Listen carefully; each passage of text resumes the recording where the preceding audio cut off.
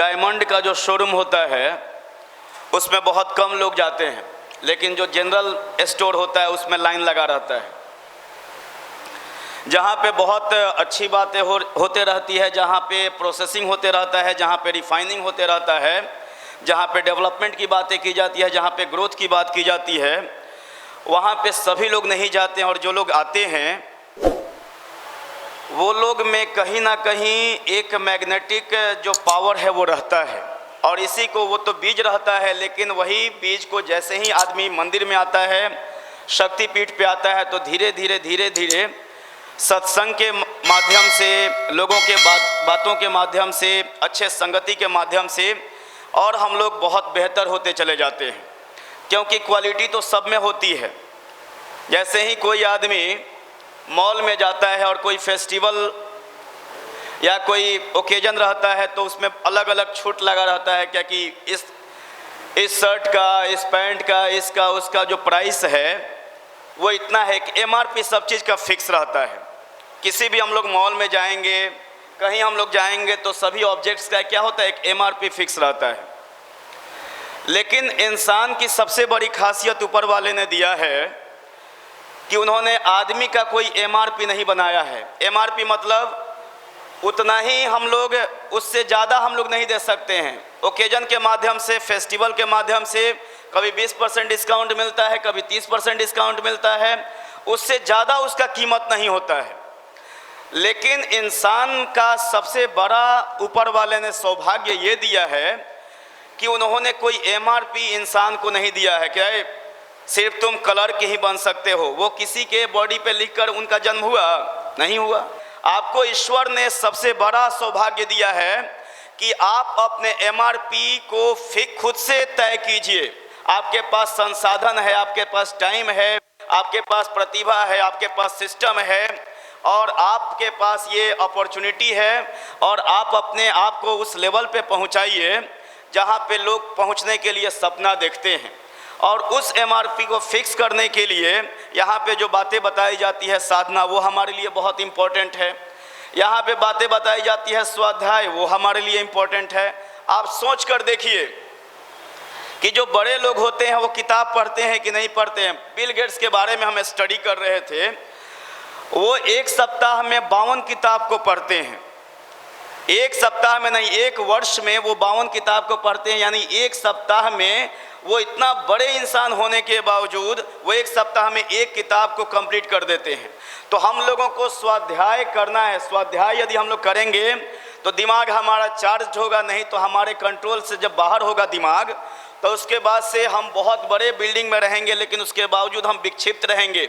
तो स्वाध्याय हमारे लिए जरूरी है कि अपने प्राण शक्ति को जैसे ही आप बढ़ाएंगे तो अलार्म नहीं लगाएंगे, उसके बावजूद क्या हो जाएगा, आप सुबह में जगेंगे। और सुबह में जगने के लिए बोला जाता है कि 3 जो लोग हैं वही सुबह में जगते हैं। एक होता है जो माँ होती हैं हम लोगों की, उनको दिखना रहता है पूरे घर द्वार को, पूरे परिवार को, तो वो जग जाती हैं। दूसरा जो मजबूरी होता है किसी इंसान का, आप न्यूज़पेपर, अभी तो थोड़ा सा न्यूज़पेपर का जो वैल्यू है वो कम हो गया है, लेकिन न्यूज़पेपर वाले लोगों को हम देखा करते थे और वो 3 बजे, 3:30 बजे जाकर वो प्लेटफॉर्म पे क्या करते थे, वो लोग कलेक्शन करते थे न्यूज़पेपर को। तो उन लोगों का क्या है, मजबूरी है। तो 2 लोग हो गए, एक हो गई माँ जो सुबह में जगती हैं, और दूसरी हो गई मजबूरी जो सुबह में जगा देती है, और तीसरा जो मेहनत होता है, जो मेहनती इंसान होता है वो भी क्या करता है, वो भी सुबह में जगता है।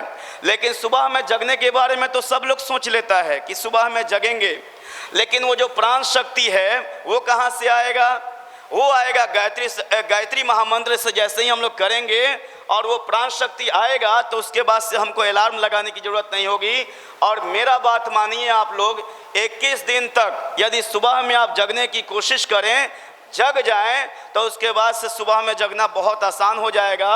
गुरुदेव कहा करते हैं कि बेटा जो 2 दिन जो होता है ना, वो किसी भी व्यक्ति के लिए सबसे महत्वपूर्ण होता है। पहला दिन जब उस व्यक्ति वो धरती पर आता है, जब उसका जन्मदिन होता है, और दूसरा दिन जब उसको पता चलता है कि मेरा जो जन्म हुआ है वो किस उद्देश्य से हुआ है, किस पर्पस से हुआ है, किस ड्रीम के साथ हुआ है और किस सपने के साथ हुआ है। क्योंकि एक लड़का कब्रिस्तान में घूम रहा था और कब्रिस्तान में घूमते हुए एक डेड बॉडी था और उस पर लिखा हुआ था, डेड बॉडी के बारे में पूछना चाहा कि सर बताइए थोड़ा सा डेड बॉडी के बारे में कि कब ये दफनाया गया है, कब ये इनका देहांत हुआ है। तो वहाँ पे जो कब्रिस्तान के जो संरक्षक थे वो बोले क्या कि ये जो मर गए थे 1905 ईस्वी में ही और इनको दफनाया गया, जलाया गया 1936 ईस्वी में। तो बोले कि अरे ये जो डेड बॉडी है वो तो 2 से 3 दिन रखा जाता है तो वो बदबू लग जाता है कि 31 साल का डिफरेंस, ये कैसे, कि पागल हो गए हैं क्या। तो वहाँ पे जो कब्रिस्तान के जो संरक्षक थे बोले कि 1905 ईस्वी में इसका सपना मर गया था, इसको आगे कुछ करने का जो उद्देश्य था वो समाप्त हो गया था, इसका लक्ष्य समाप्त हो गया था और ऐसे ही वो जी रहा था, ऐसे ही वो चल रहा था। और 1936 ईस्वी में 30 साल के बाद क्या हुआ, इसका परमानेंट डेथ हुआ। आप लोग चेक कर लीजिएगा अपने आप को कि यदि आपके पास सपने हैं, जिस प्रकार से रोटी, कपड़ा और मकान एक व्यक्ति का बेसिक नेसेसिटी होता है, एक फंडामेंटल नीड होता है, उसी प्रकार से किसी भी व्यक्ति के पास सपना होना चाहिए।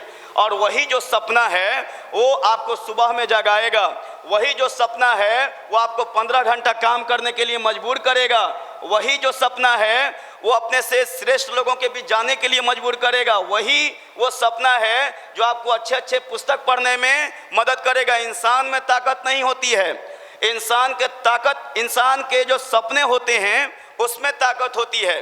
दशरथ मांझी में ताकत नहीं था, दशरथ मांझी को जो सपने हो गए थे वो उसके कारण में पावर आ गया था। गांधी जी में ताकत नहीं था, गांधी जी से तो बहुत ताकतवर लोग थे, लेकिन गांधी जी के पास जब सपने आ जाते हैं तो उसके बाद से क्या हो जाता है, वो आदमी बहुत पावरफुल हो जाता है। बाद से जो तीसरा नियम बताया जाता है वो बताया जाता है संयम, कि अपने बोलचाल पे क्या करें, बोलचाल पे थोड़ा सा नियंत्रण करें। कोई आदमी नाम बताकर जाता है तो और जैसे ही वो 2 मिनट के बाद थोड़ा सा दूर गया तो उसका नाम भी हम लोग भुला जाते हैं। क्यों भुला जाते हैं? क्योंकि हम लोगों ने ध्यान से उसके नाम को नहीं सुना। तो सुनना एक बहुत बड़ी क्वालिटी होती है। आप सोच लीजिए